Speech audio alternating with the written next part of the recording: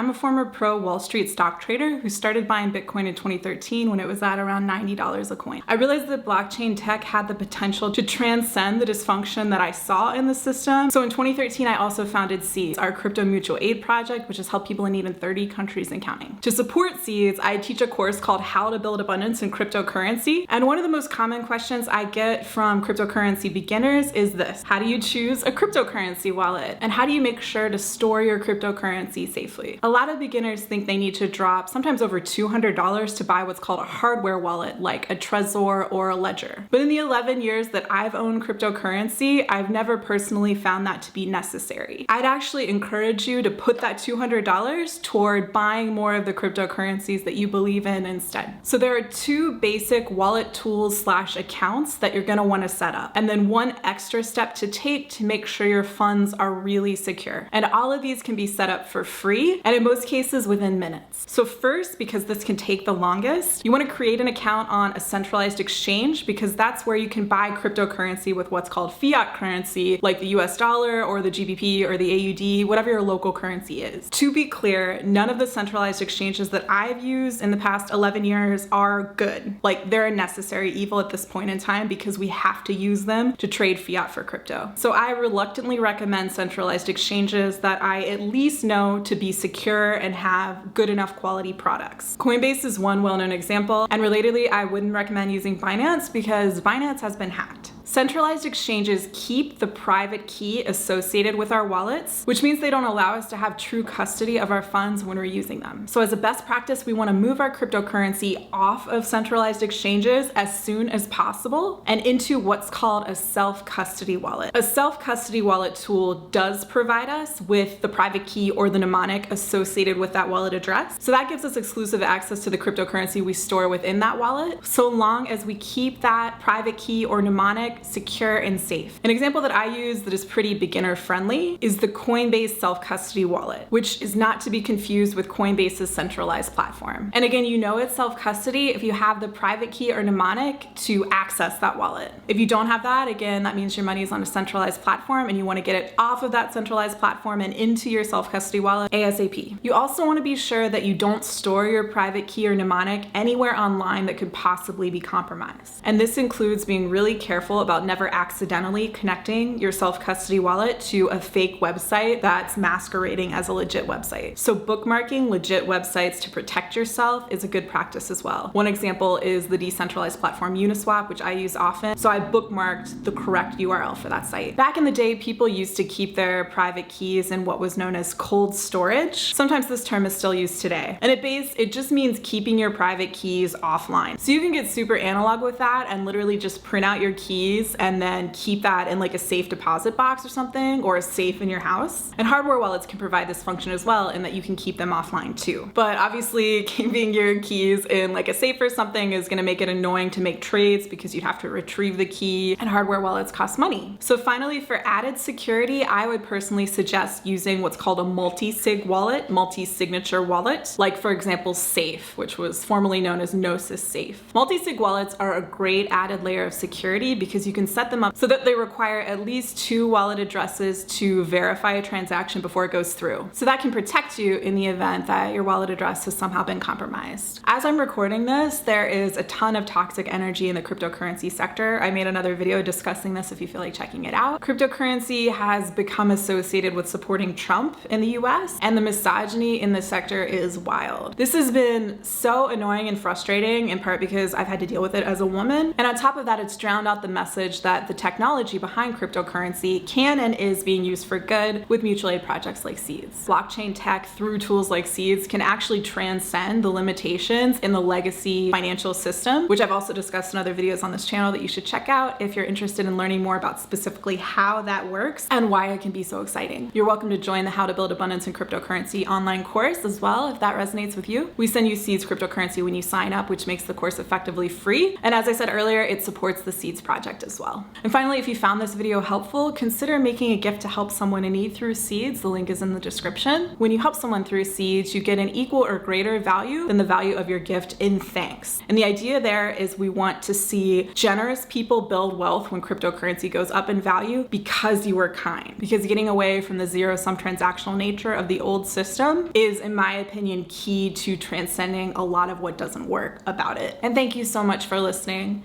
I'll catch you next time. Bye.